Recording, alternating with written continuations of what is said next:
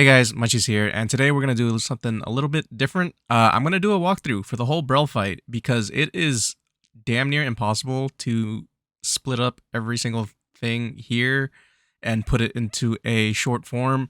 So I'm gonna have a long form, and it is completely different than anything else I do on my channel. More than likely, I'm just gonna leave notes and fast forward through parts that are, just me fighting and dancing around, but I'm gonna leave notes throughout the whole fight, like little tips here and there, and I'm gonna have a slide that shows how the meteors work with the tiles exactly, and I'll leave a timestamp for that in the description below.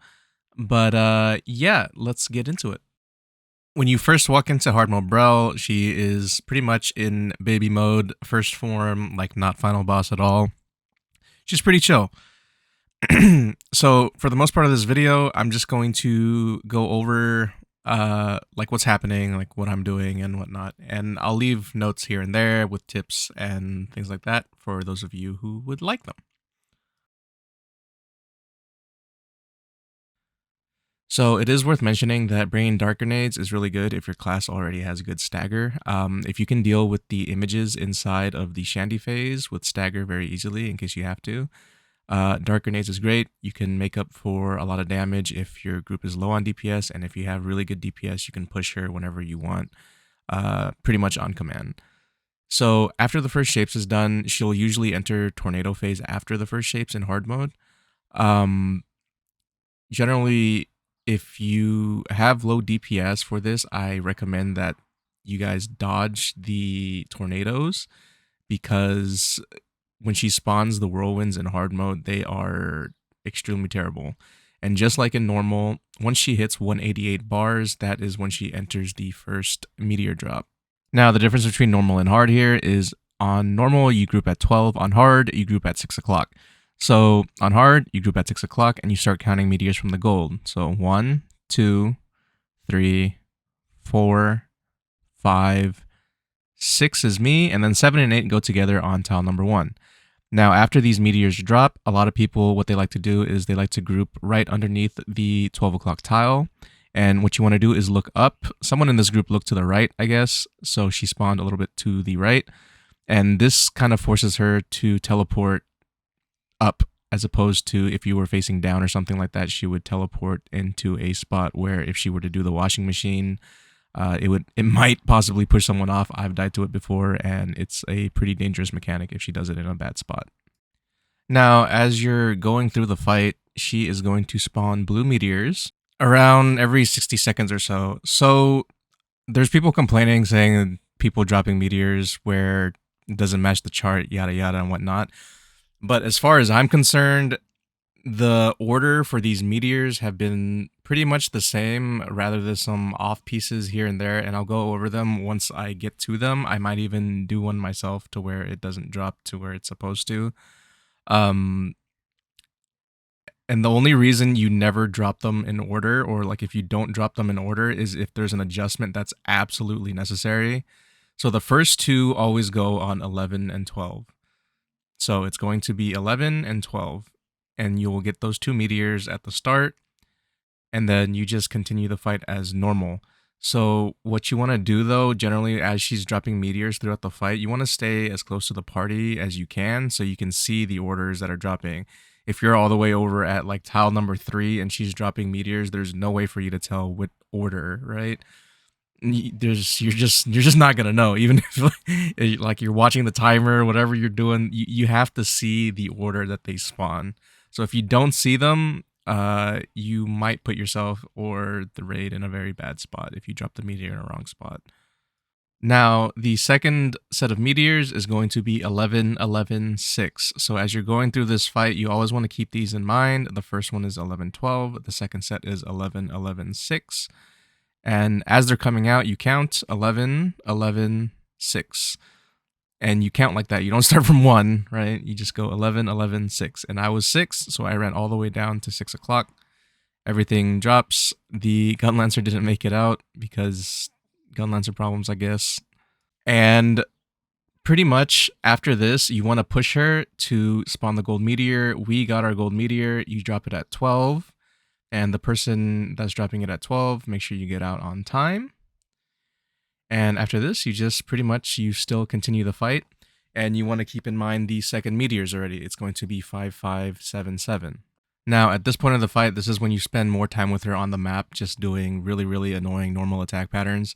So the best thing I can tell you is be very familiar with her attack patterns and how to react when she does certain things. Like if she does the ropes, make sure you cut the ropes. In hard mode, there are 3 ropes, not just 2, so make sure you cut them. Otherwise, it spawns a giant AoE that is very hard to dodge for most classes that are slow. And here coming up, this is one of the mechanics that I see kill a lot of people. So if you have the green circles, get them out, but don't stay so far away that you can't get back into the red circle, because if not enough people are in the red circles, that damage gets spread to the people that are inside. And if there's not enough people inside, it'll straight up just delete everybody that's inside. So this is the next set of meteors. It was 5577, as you can see. And after this drops, you are free to push her into the next phase, which is going to be the Shandy phase. And just like in normal, at 112, she will enter Shandy. So before you push her into Shandy, make sure you get your 557 meteors first.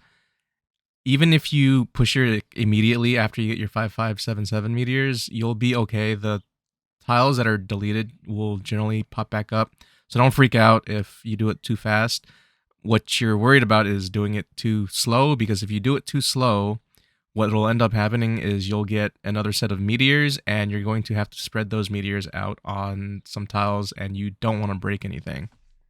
And this is where the tiles don't match up to where like the meteor drops and everything like that, is when you start getting extra meteors. So I'm gonna pause on that and kind of elaborate. So in Brel Hard, if you don't have the damage, the fight gets a million times harder because you're gonna get extra sets of meteors, and when you get extra sets of meteors, you are not going to line up with the cheat sheets that are floating around on the internet.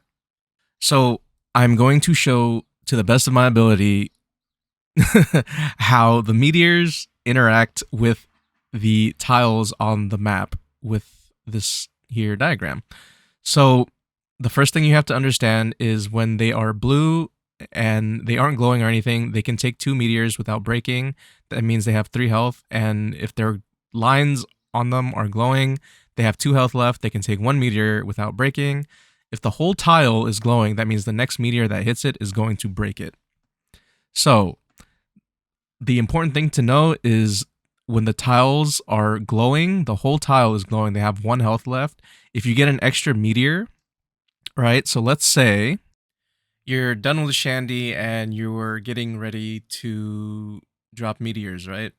So as you're breaking these tiles, you want to keep in mind, you want to keep 6 o'clock open for a path to run the gold meteor to. And you don't want to break anything else. You don't want to break 5, and you don't want to break anything else, because you can only have 3 broken, right? You don't want to break 6, you don't want to break 5. And you do want to break 7. So the first 2 that end up going on 7, if you're the second meteor on 7, it's going to be a really tight window. So make sure that you are able to get out if you are breaking the 7 tile.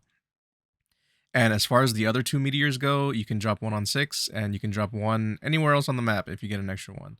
So when you're doing this, just keep in mind, keep a path always to your gold meteor, and don't break any tiles unless you absolutely have to. Now, after this, the meteor mechanic stays the same throughout the whole fight. So after Shandy is done and you get your gold meteor and you drop it at 6, what ends up happening is you should have a relatively healthy top portion of the map. So back to the fight. I'll do my best to point out some of the things I just spoke about as we go through them. So as the worship phase starts, it's the same as normal. You Shandy, and the only difference between normal and hard is on hard, the gold meteors inside, or the little glowing gold balls inside, hurt like hell. So try to avoid them to the best of your ability, because they can kill you if you just carelessly get hit by them. Here, I'm just waiting to get sucked in.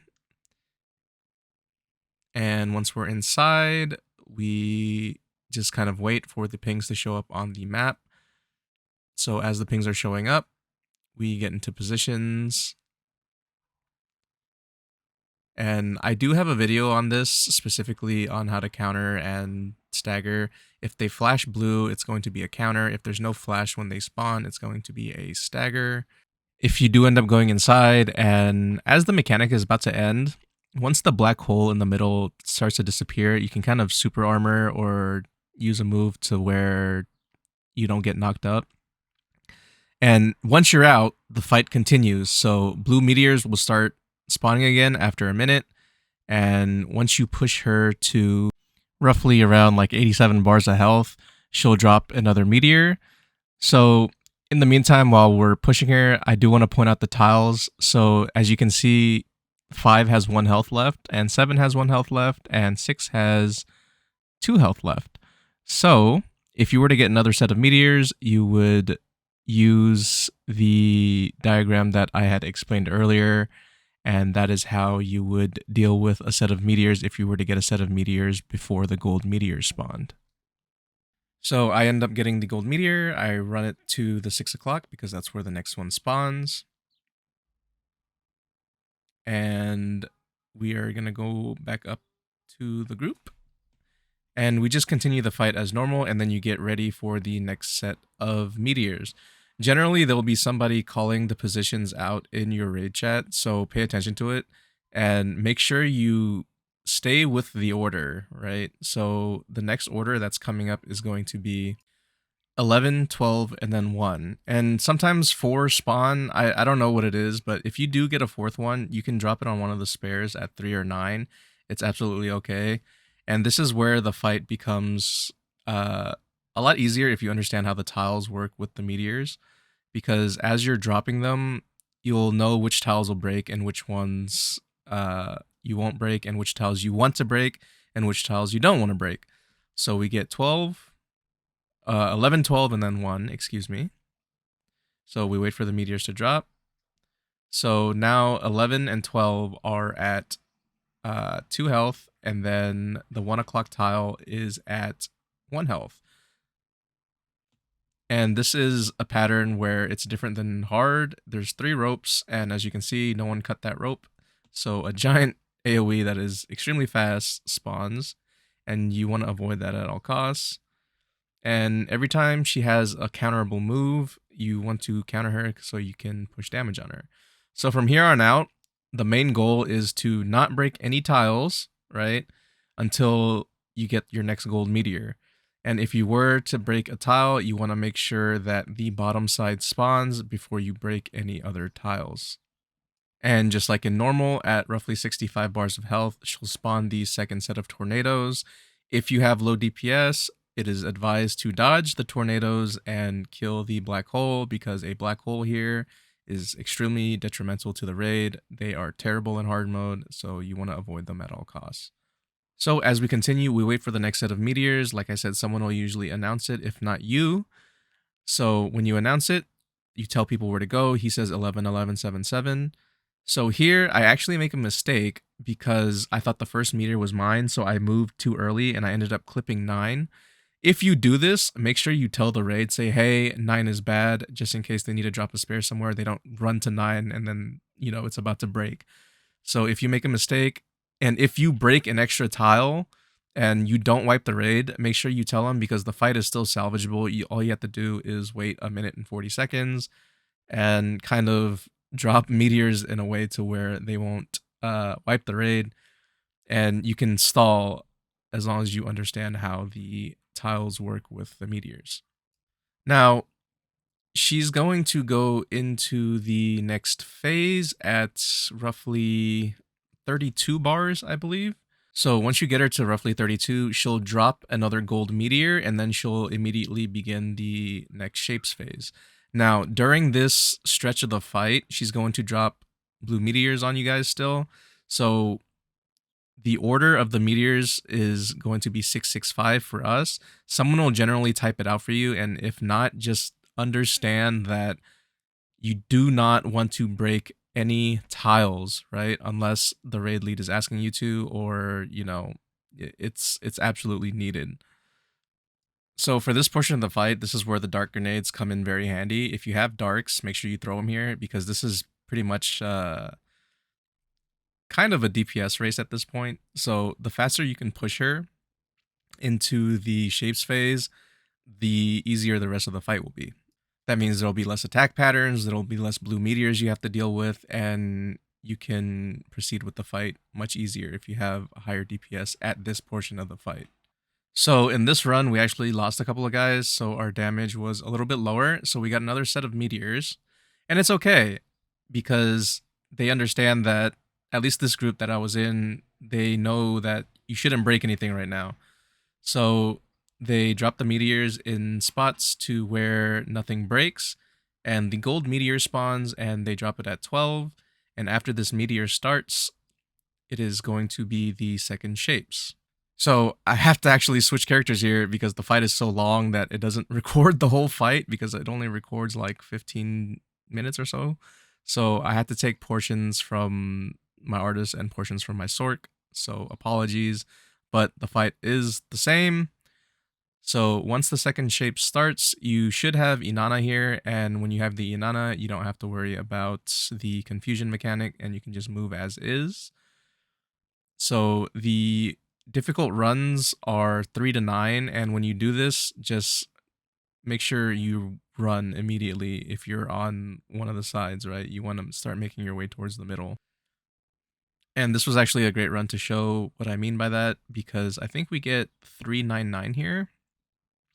So what you want to do is stay relatively close to the center, and immediately when the explosion happens, you want to make your way to the other side as fast as possible. And this goes as well when you're inside, even though you have a speed boost.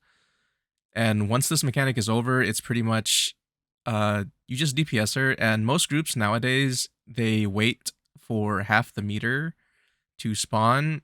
It's the same as normal. You want to stay away from the cardinals, 12, 3, 9, and 6. You want to stay away from those spots because as you push her here, those automatically break and they won't be up for the rest of the fight. So what you do here is you wait for Azina so you can use her in the last phase for the extra damage.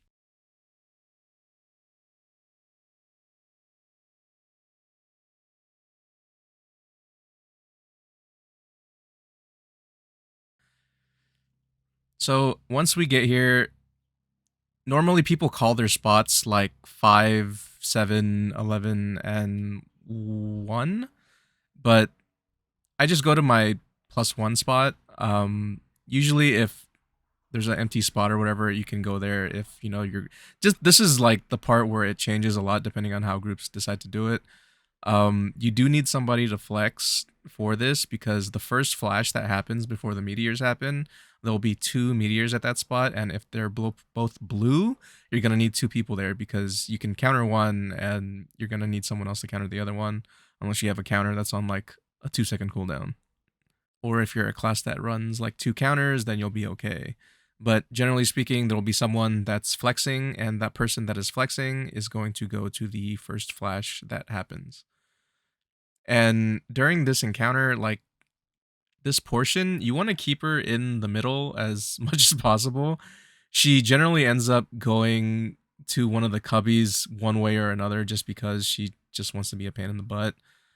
But just try your best to keep her in the center because it makes it easier for everyone to do the counters for the meteors when they're happening if she is in the center. So she's going to do this roughly around 4 times. So she'll spawn 4 sets of meteors, and if you land all the meteors and whatever, you should be able to kill her. So the blue meteors that you counter, after you counter, you're going to get a laser, and you're going to have to face that laser at her. If there's a red meteor, never touch the red meteors. Do not touch them. Just stay away from them. Danger ping them. Just do not touch them at all. So as you can see here, I countered one. I got a blue laser. You aim it at Brel. If you are standing in a whole bunch of bad stuff, feel free to just face Brel and then just time stop until the laser goes off. You want to make sure these lasers hit her. And after this phase is done, she's going to drop a meteor in the middle, and there will be all these little spheres that drop on the map. there's 2 sets of spheres. The first one, you just need to pick up one so you don't die to the giant meteor she drops in the middle. And the second one that shows up is going to be like a magic sphere, I guess they call it. And you want to pick up a whole bunch of those and then just nuke the ball that she spawns. So this is the first one. You pick up one so you don't die to the orb that's falling in the middle. And after this, pretty much you're done as long as you can bring her health to 0. So once you get her health to 0, she'll spawn the second little orb, and that'll spawn all the little magic spheres that I was talking about. But that is pretty much all for this video. Feel free to watch the rest of this fight, but this video was very long. The encounter for Brel itself is very, very situational. There's so many things that change you can have to adjust to. This fight is a very long fight. Each pull takes roughly anywhere between 10 to 15 minutes. But that's pretty much the whole fight. And if you made it this far and you actually watched the whole thing, thanks for watching. But if you guys have any questions, comments, concerns, feel free to leave it in the comments below, and I will see you guys next time. Bye.